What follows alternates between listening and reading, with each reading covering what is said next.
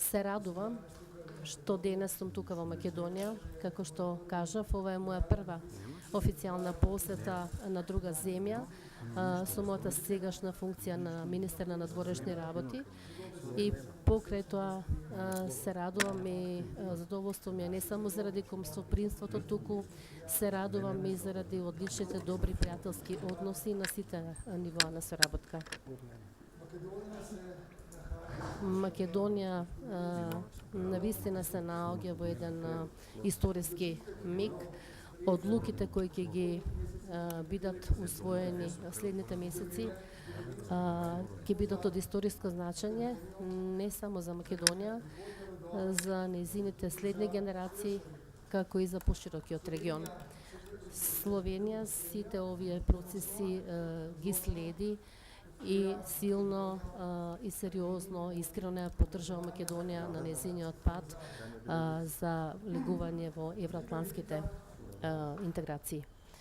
Од тој аспект посебно ме радува што во собранието беше достигнато мнозинство за да може да се продолжи со постапката за промена на уставот, односно уставните промени, односно достигнување на овие услови кои на Македонија ќе овозможат што побрзо да се приклучи на НАТО сојузот и да влезе во Европската унија.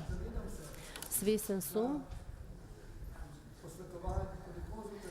дека консултативниот референдум не го исполни основниот правен темел за да биде важечки, но во Словенија цениме дека референдумот, односно резултатот донесе еден убедлив извештај, односно порака да се продолжи со политичките процеси за евроинтеграции, односно влез во НАТО. Сметаме дека овој уставен процес кој сега се случува во парламентот е легитимен и произлегува од ја изразува волјата на државјаните, односно граѓаните. Словенија посакува Македонија да стане членка на НАТО и членка на Европската унија и заради сопствените интереси. Имено цениме дека Македонија влегува во заедничкото европско семејство и затоа прашањето за незиното членство во тие организации треба да биде само прашање на време. Затоа на ниво на Европска унија постојано потенцираме и ние како словенци настојуваме дека мораме да ги започнеме предпристапните договори веќе годинава, бидејќи според наша проценка Македонија ги исполнува сите услови за почеток на тие предпристапни договори. Сакам да кажам дека многу ме радува кога гледам дека и покрај овој специфично политичко време продолжуваат реформите во Словенија, бидејќи без реформи на различни подрачја не може да се достигнат резултати кои беа довеле Македонија во Европа, што важи и за Словенија. Во ова динамично време, доколку не се испроведуваат реформите, ниту една држава не може да биде конкурентна и не може да одговори на предизвиците на ова време. И веќе ви кажам едно лично искуство мое.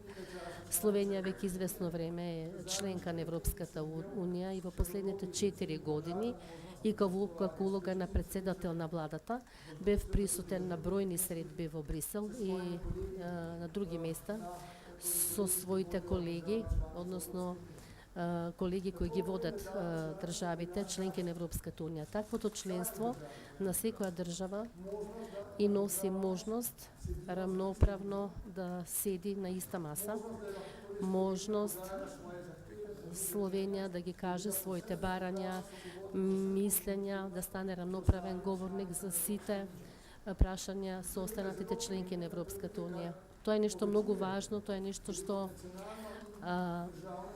што го зголемува и националниот и државниот идентитет на државата, посебно и во државите со помала територија како што е Словенија.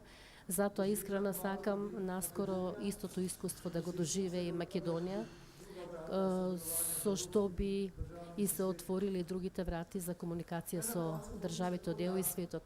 На крајот сакам да кажам дека Словенија и Македонија одлично се работуваат на економски план и на други области.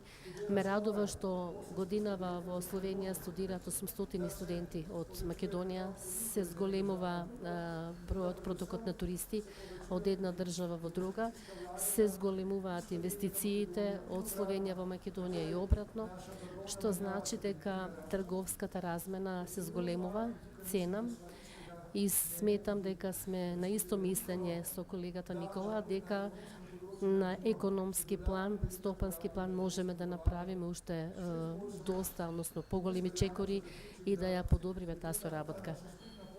И тој наш заеднички пат е пат кој ќе ни помогне на сите заедно и понатамо да живееме во некоја добра соработка, за добро благосостојба на сите наши луѓе.